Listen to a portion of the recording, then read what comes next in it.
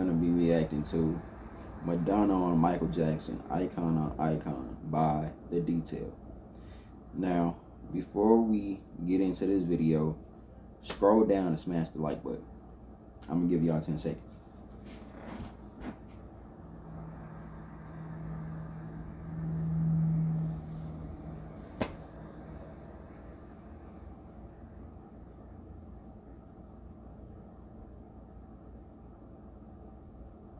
You smashed the like button yet?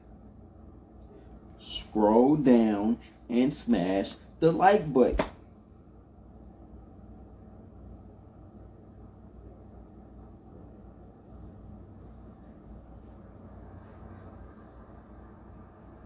You smashed it?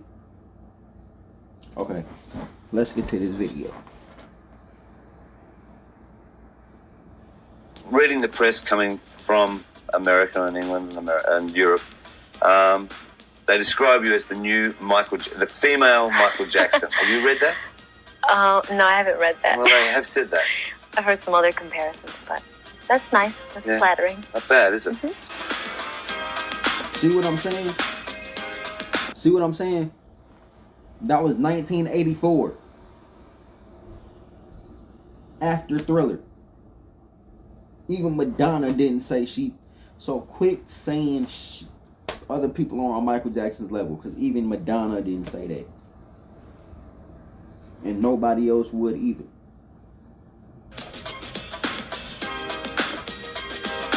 She said it's flattering, but she said some other comparisons. She didn't say, like...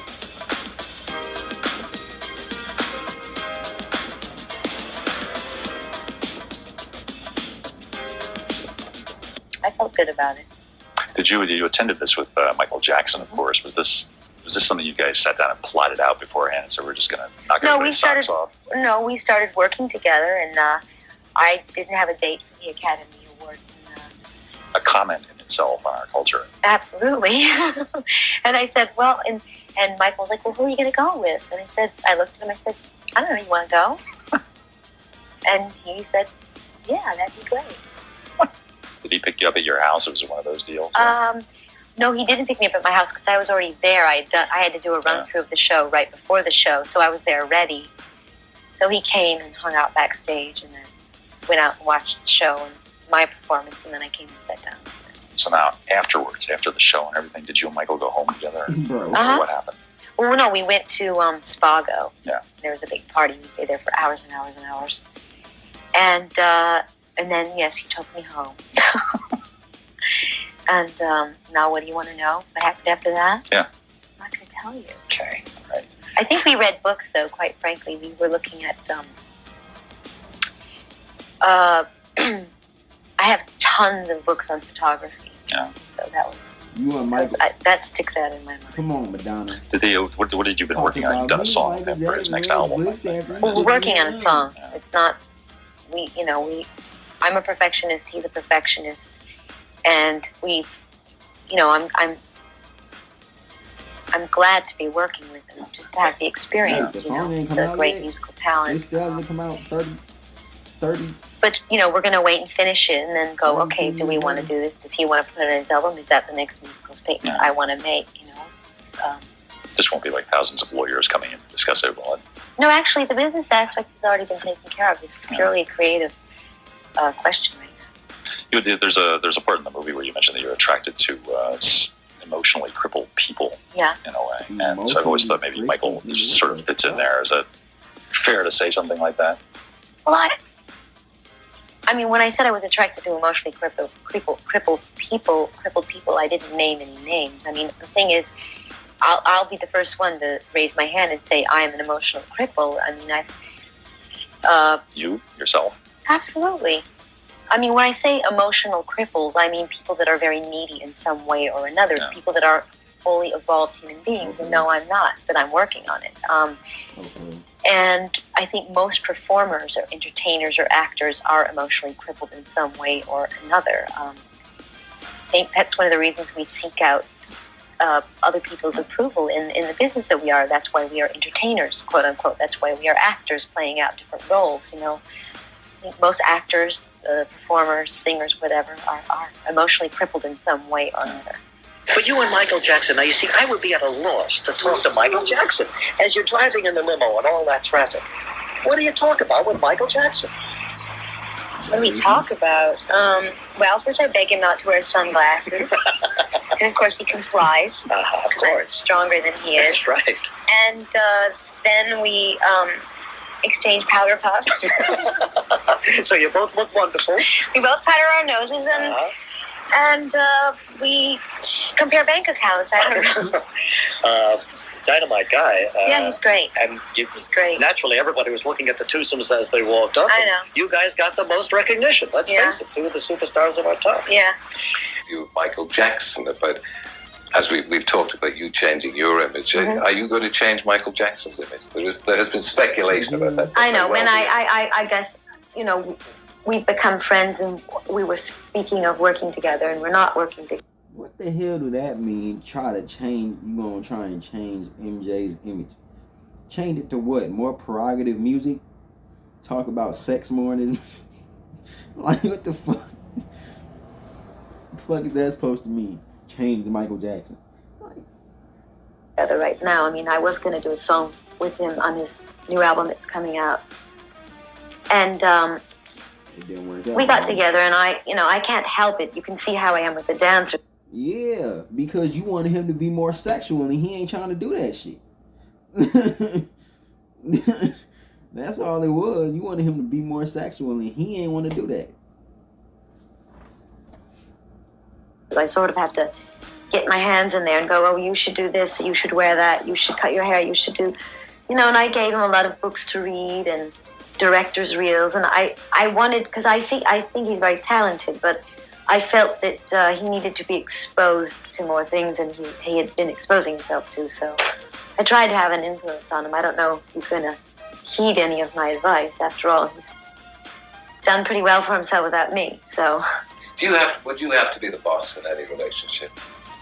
In a professional relationship? In a personal relationship? The boss. No, I don't want to be the boss all the time. I would like to be with someone who is my equal, so it's a back and forth kind of thing. You know, sometimes they're in charge, sometimes I'm in charge. You know, it's a compromise. Happy birthday.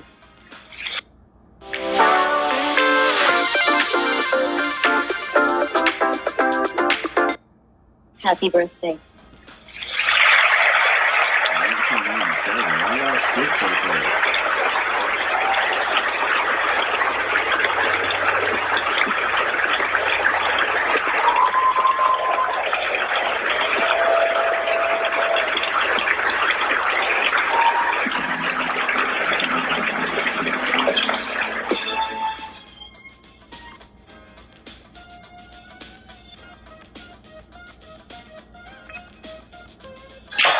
Jackson was all smiles in the car, but on these tapes, he reveals that the Material Girl's saucy ways felt more than a little dangerous. Like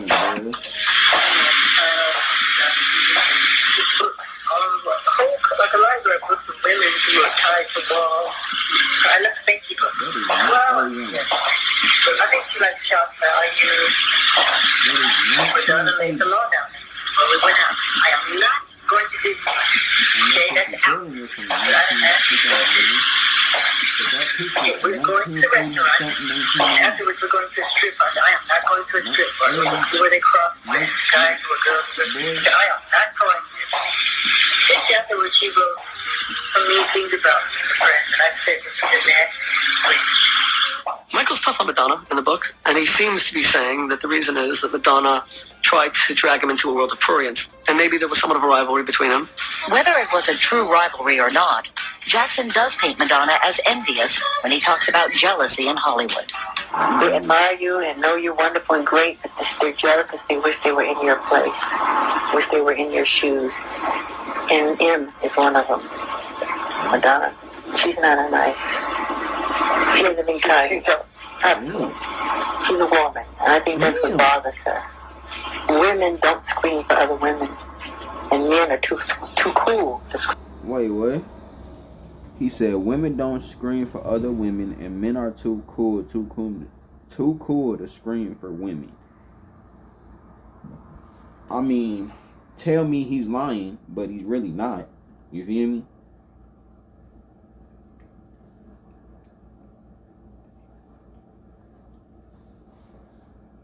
And I get that. I get the fainting and the adulation and the notoriety that she can't get that.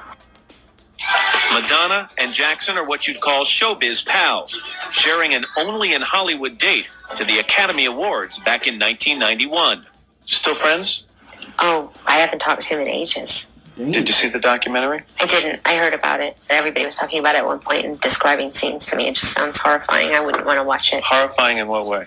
Oh, it just sounds so exploitive. So, I don't know. I don't like it. I don't like people. This is most likely after the Martin Bashir documentary.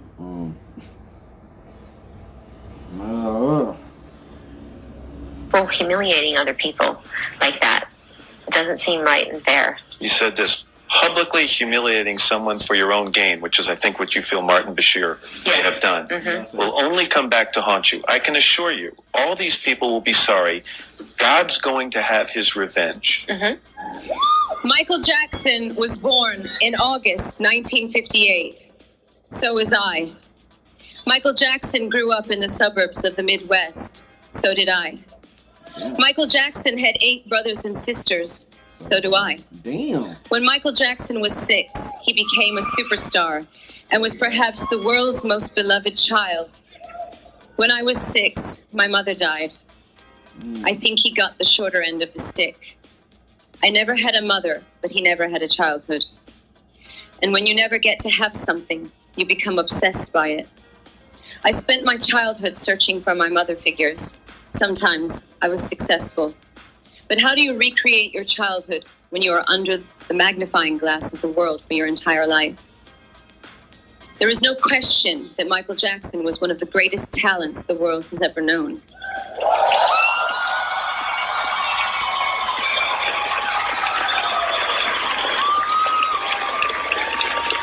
That when he sang a song at the ripe old age of 8, he could make you feel like an experienced adult was squeezing your heart with his words.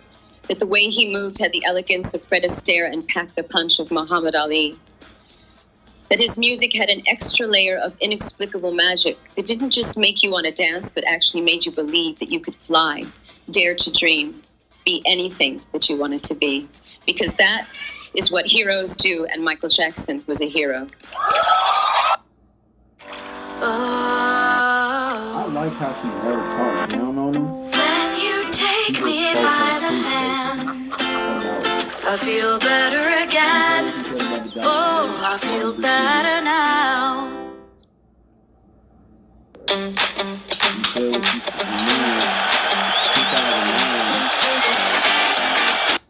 Heroes do, and Michael Jackson was a hero.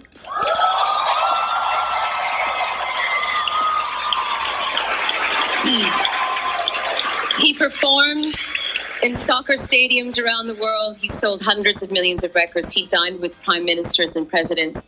Girls fell in love with him. Boys fell in love with him.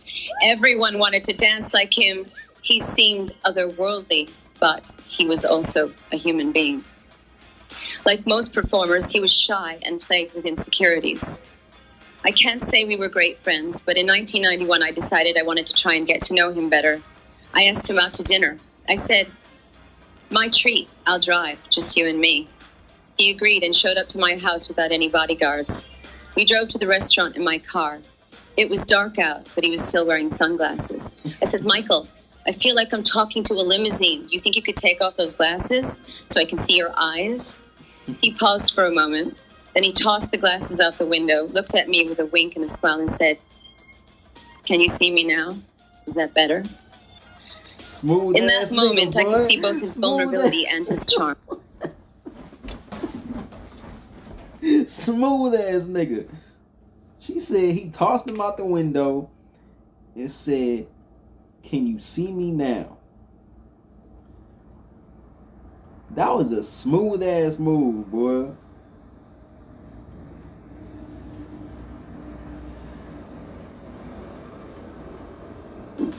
The rest of the dinner, I was hell-bent on getting him to eat French fries, drink wine, have dessert, and say bad words.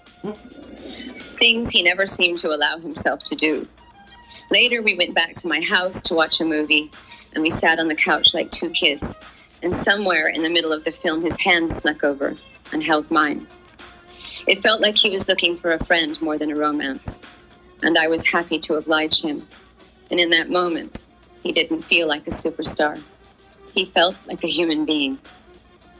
We went out a few more times together, and then for one reason or another, we fell out of touch. Then the witch hunt began. And it seemed like one negative story after the other was coming out about Michael. I felt his pain. I know what it's like to walk down the street and feel like the whole world is turned against you. I know what it's like to feel helpless and unable to defend yourself because the roar of the lynch mob is so loud that you are convinced your voice can never be heard. But I had a childhood, and I was allowed to make mistakes and find my own way in the world without the glare of the spotlight. When I first heard that Michael had died, I was in London, days away from the opening of my tour. Michael was going to perform in the same venue as me a week later.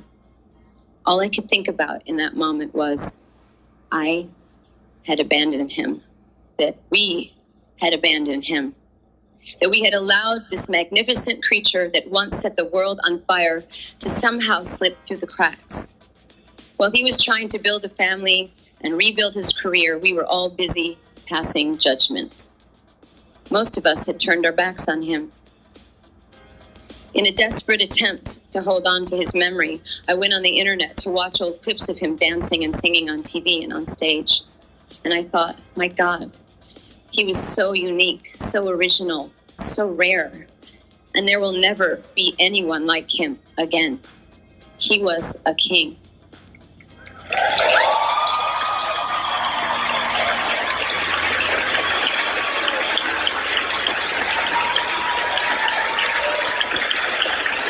But he was also a human being. And alas, we are all human beings. And sometimes we have to lose things before we can truly appreciate them. I want to end this on a positive note and say that my sons, age 9 and 4, are obsessed with Michael Jackson. There's a whole lot of crotch grabbing and moonwalking going on in my house. And it seems like a whole new generation of kids has discovered his genius and are bringing him to life again. I hope that wherever Michael is right now, he is smiling about this.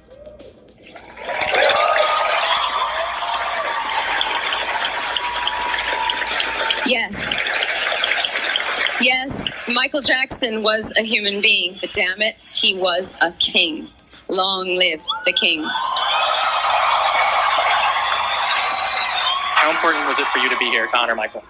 Extremely important, because I really didn't have my chance to pay my last respects to him or speak of him in the way that I wanted to. So it was a privilege and an honor for me to. Now, you all have always had a lot to say about these sexual abuse allegations of Michael Jackson since the release of the documentary Leaving Neverland. Now, Madonna is also weighing in. Yeah, so Madonna is on the cover of British Vogue, and she says she isn't going to take the claims the alleged victims make at face value. She tells the magazine, "I don't have a lynch mob mentality, so in my mind, people are innocent until proven guilty. I've had 1,000 accusations hurled at me that are not true, so my attitude when people tell me things about people is, can you prove it?" Yeah, now when the writer asked Madonna, what would she interpret as proof? Madonna said this, "I don't know, I haven't seen the film, but I guess it would be people recounting actual events, but then of course people sometimes lie, so I always say, what's the agenda? What do people want out of this? Are there people asking for money?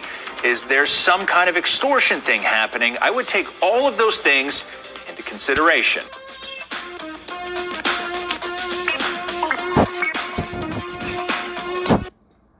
Alright, you guys, that's the end of this video. I appreciate Madonna for doing that, man, and not being like everybody else. Or not everybody else, but other people who say, "Oh, well, he did it because this happened. Da-da-da-da-da and da-da-da-da-da." Like, no, she said he's innocent until proven guilty. And we got Wade Robson, bitch ass, trying to take him to trial again. But again, man, I appreciate Madonna for this. I appreciate her for always respecting Mike, man.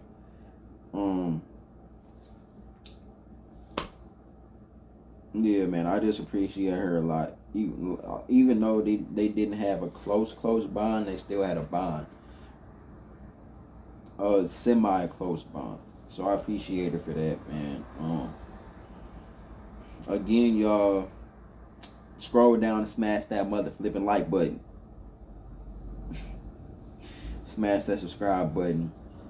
And after you smash that subscribe button, hit that bell and hit all so you get notified every single time I post a video.